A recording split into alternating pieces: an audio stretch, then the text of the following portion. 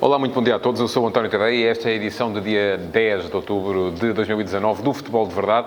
Uma edição que já começa a respirar um bocadinho o ar das seleções nacionais. Começam hoje os jogos de qualificação para o próximo Campeonato da Europa, o Campeonato da Europa de 2020. Começa hoje a jornada dos próximos dias, como é evidente, até porque já vamos poder ter hoje duas equipas qualificadas e disso vou dar nota um bocadinho mais à frente. Antes disso, porém, lembrar-vos que podem fazer, quem estiver a ver em direto este programa no Facebook, pode fazer perguntas, deixá-las na caixa de comentários e, se o fizerem, eu no final responderei a uma dessas perguntas que vai ser selecionada pela equipa que produz este Futebol de Verdade. Portanto, já sabem, é só ir lá à caixinha de comentários, deixar uma pergunta e, no final, pode ser que a vossa pergunta seja selecionada para ser respondida. Hoje vamos falar de seleções nacionais, de Campeonato da Europa 2020, também um bocadinho de empréstimos, lá mais para o final, porque achei curiosas as notícias que começam a circular à volta de João Palhinha, jogador que o Sporting tem emprestado ao Sporting Clube Braga, e de Mateus Pereira, que está emprestado ao West Bromwich Albion, porque são em sentidos diametralmente opostos, quando são dois jogadores que estão ambos a fazer boas temporadas. Portanto, isto tem muito a ver com os modelos em que os empréstimos são feitos, mas já lá vamos a seguir. Para já, seleções nacionais, a começar pela portuguesa. Fernando Santos vai falar daqui a bocadinho. Está previsto que a conferência de imprensa comece por volta de 1h45, portanto é acabar o Futebol de Verdade, começa a falar o Fernando Santos. Fernando Santos faz hoje anos também, parabéns ao selecionador nacional, geralmente faz sempre anos neste período de datas FIFA, portanto acaba sempre por estar envolvido em competição na altura do aniversário, mas a melhor prenda que Fernando Santos quererá com certeza são os resultados dos próximos jogos, não só destes dois, mas depois também dos dois que vão fechar esta fase de qualificação, jogos na altura em casa com a Lituânia e fora com o Luxemburgo. Já o tinha dito aqui, são 4 jogos para o final da fase de qualificação. Se Portugal ganhar 3, garante a qualificação direta, quanto mais não seja em segundo lugar, isto se ganhar os 2 jogos ao Luxemburgo e o jogo em casa à Lituânia, não me parece nenhum Everest para ser subido. Se, além disso, conseguir ganhar o quarto, que vai ser o jogo da próxima semana em Kiev contra a Ucrânia, aquilo que vai acontecer é que garantirá também a primeira posição do seu grupo. Mas são apuradas 2 equipas, portanto não virá com certeza daí nenhum mal ao mundo. Houve uma alteração na convocatória da Seleção Nacional, a saída do William Carvalho, porque viu confirmados os piores receios de lesão e viu-se que não estaria recuperado a tempo de jogar pelo menos contra a Ucrânia, e parece que era essa a ideia inicial. Já se sabia que contra o Luxemburgo não ia dar, mas contra a Ucrânia possivelmente poderia até dar, não vai dar, e Fernando Santos, que não tinha chamado ninguém para substituir Rafa, vendo reduzido o seu lote de convocados de 25 para 24, agora optou por chamar André Gomes, que também regressou à competição pelo Everton na última jornada da Liga Inglesa. Portanto, mais uma prova de que Fernando Santos não está a olhar rigorosamente para a forma do momento, porque aquilo que André Gomes fez depois da sua lesão, com certeza não seria o suficiente. Fernando Santos olha, sim, para aqueles jogadores que são jogadores que lhe inspiram confiança, os jogadores com quem ele está, aquele lote de 35, vamos lá, eu acho que são 35, 40 jogadores, do qual sairá sempre a lista final de convocados para uma grande competição. E é desse lote, e é por isso também que Fernando Santos gosta de ir vendo os jogadores em ação, de os chamar, quanto mais não seja para treinar, para os ver um bocadinho em campo, para perceber como é que eles estão, porque uma coisa é ver os jogos, mesmo que seja ao vivo, e outra coisa é conviver com os jogadores nos treinos, perceber como é que eles estão a render, como é que eles interagem, como é que continuam a interagir com o resto do grupo. Portanto, não é que haja na Seleção Nacional um lote fechado, não me parece que isso exista, que sejam sempre aqueles 25 jogadores, mas acho que há 40 jogadores que são basicamente aqueles que Fernando Santos chama e aos quais de vez em quando faz alguns acrescentos, como foi na última convocatória o caso de Daniel Pudense e como é agora nesta o caso de Ruben Semedo. Portanto, são jogadores que estão a chegar, estão a entrar naquilo que é o lote da Seleção Nacional e que por isso mesmo poderão vir a ser úteis no futuro e se continuarem naturalmente a ser chamados. Ontem já houve um jogo particular e um jogo de altíssimo perfil, que foi o Argentina-Alemanha. E um jogo onde estiveram em campo os jogadores de equipas portuguesas. Marchesino parece que esteve bem, ou esteve bem mesmo, fazendo algumas defesas de bom nível. A Cunha entrou ao intervalo e fez a assistência para o início daquilo que foi a recuperação da equipa argentina, que esteve a perder por 2-0 e acabou por empatar a 2. E jogou também Sarabia, o lateral direito, que pelo Flóculo Porto é que não aparece. Mais uma prova de que também na Argentina, aparentemente, aquilo que acontece é que os jogadores fazem parte daquele lote que é o lote da Seleção Nacional e que, quer rendam, quer não rendam, os seus clubes, e Sarabia claramente não está a render, acabam por ser chamados para mostrar serviço nas seleções nacionais. Foi isso que aconteceu com o lateral direito argentino, como acontece também numa série de outras seleções. Hoje vai haver futebol, e vai haver futebol de bom nível. Há uma série de jogos que me motivam alguma curiosidade, e é pena que sejam quase todos à mesma hora, porque depois aí está. Antigamente, quando havia jogos à tarde nestas qualificações, e sobretudo quando eram jogos ao início da noite no leste da Europa, acabavam por calhar à tarde em Portugal, e estes dias em que havia jogos de seleções eram dias cheios de transmissões, porque na altura também não havia tantas transmissões de jogos de campeonato, e para nós que gostávamos de futebol, isto acabava por ser um dia em cheio. Agora já não é bem assim, os jogos são quase todos marcados para as mesmas janelas temporais, não são todos, há alguns mais cedo, mas ainda assim, jogos muito curiosos para hoje. Um Holanda e Irlanda do Norte, que vai ajudar a definir um bocadinho aquilo que é o grupo C. Eu creio que a Holanda vai acabar por vencer, a Holanda é mais forte. A Irlanda do Norte começou muito bem neste grupo, mas parece-me que vai acabar relegada mesmo para a terceira posição, porque a Holanda e a Alemanha são mais fortes. Ganhando hoje a Holanda, iguala a Irlanda do Norte com menos um jogo, e isto pode servir perfeitamente e igual à Alemanha também, que não joga nesta jornada, porque fez o tal particular com a Argentina ontem, e isto pode servir para se começar já a perceber que alemães e holandeses são, de facto, as duas equipas mais fortes. Interessantíssimo o grupo E. Hoje há 2 jogos, Croácia-Hungria e Eslováquia-Gales. O grupo está todo embrulhado. Não vai ser fácil perceber quem é que vai sair dali à frente, porque Gales, por exemplo, se conseguisse hoje ganhar na Eslováquia, juntava-se aos 3 da frente, que são precisamente Croácia, Eslováquia e Hungria, e isto vai ainda permitir ali uma disputa muito acesa daqui até a final. Grupo G. Jogam os 3 favoritos de hoje, Polónia, Eslovénia e Áustria. Curiosidade para perceber se a seleção austríaca vai refletir a nível de seleção nacional aquilo que os clubes têm vindo a mostrar nas competições europeias. Já não vai muito a tempo. A Áustria hoje vai ter um jogo com Israel, mas já não vai muito a tempo porque está atrás dos outros 2. E os outros 2 também têm jogos que à partida são de ganhar. Mas vamos ver como é que vai correr daqui até a final. Agora, onde pode haver já qualificados hoje é no grupo I, com a Bélgica e a Rússia, que poderão perfeitamente carimbar já hoje o seu passaporte para a fase final do campeonato. Não será muito complicado no caso da Bélgica, basta-lhe ganhar em casa a San Marino, até pode ficar qualificada antes de jogar, caso se verifique um empate no jogo de Chipre, mas será mais complicada ainda assim a missão da Rússia, que para se qualificar já hoje, em princípio creio que se vai qualificar de qualquer modo, precisa de ganhar o seu jogo e também de esperar que os outros 2 candidatos acabem por empatar. Mas poderemos chegar ao final do dia já com 2 seleções qualificadas para a fase final do Campeonato da Europa. Já vai sendo tempo, já estamos em outubro e a fase de qualificação acaba já no mês que vem, em novembro. Depois haverá playoffs, mas isso já é outra coisa, já são contas de outro rosário.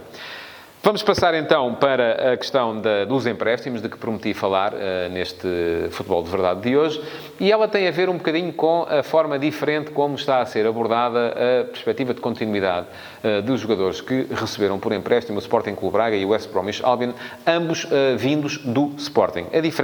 A grande diferença é que o Sporting emprestou Mateus Pereira ao West Bromwich com a cláusula de opção, com um valor de opção de compra já pré-definido, 9 milhões de euros, e Palhinha foi até num empréstimo de longa duração para o Sporting Clube Braga, 2 anos, mas sem essa opção de compra para a equipa do Sporting Clube Braga. Os 2 jogadores estão a justificar perfeitamente que os clubes apostem na sua continuidade. O Sporting Clube Braga com certeza gostaria de continuar com Palhinha durante mais tempo, mas, ao que rezam as notícias, está o Sporting Clube Braga a ter dificuldade para conseguir acertar um valor de compra face ao Sporting, porque o jogador está a jogar bem, está a valorizar-se, e como essa opção de compra não está pré-definida, acaba o Sporting, se calhar, até por não querer fazer o negócio. Aliás, não é de agora que eu digo, já o dizia há mais tempo, não há no plantel do Sporting um 6 melhor do que João Palhinha. Portanto, aquilo que é, à partida, questionável é por que razão é que João Palhinha foi para Braga emprestado. É curioso também que ainda hoje, em entrevista, Ruben Semedo falava do período de empréstimo que passou no Vitória Futebol Clube, em Setúbal, numa altura em que Jorge Jesus o aconselhou a ir emprestado para Setúbal, mas foi emprestado durante 6 meses, e ao fim de 6 meses voltou e tornou-se titular no centro da defesa da equipa do Sporting, ao lado de Coates, altura em que Jesus até dizia que Ruben Semedo acabaria por ser o central da seleção, e ele foi agora chamado pela primeira vez. No caso de Palhinha, Não foram 6 meses, são 2 anos. E são 2 anos em que o Sporting tem lutado para conseguir encontrar um médio-centro daquela capacidade, porque não o tem. A batalha é muito forte do ponto de vista defensivo, mas fraqueja do ponto de vista da construção.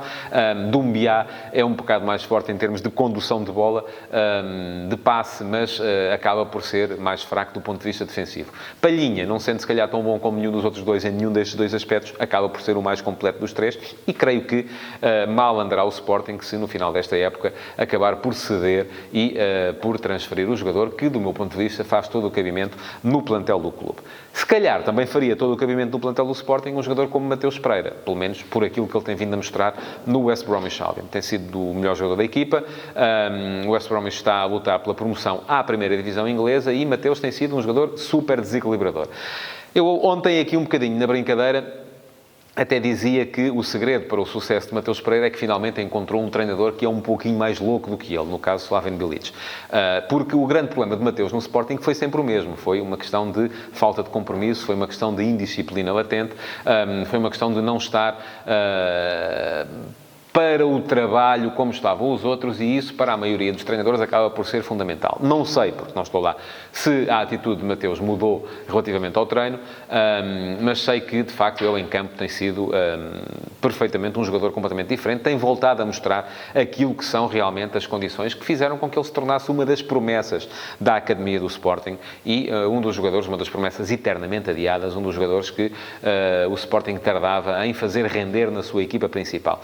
Acabou por ser emprestado com uma opção de compra que ainda assim é elevada, são 9 milhões de euros, enfim, não é algo que se encontra aí debaixo das pedras na rua, mas a verdade é que, ao que parece, o West Bromwich está interessado em ficar com o jogador, mal andaria também se não estivesse.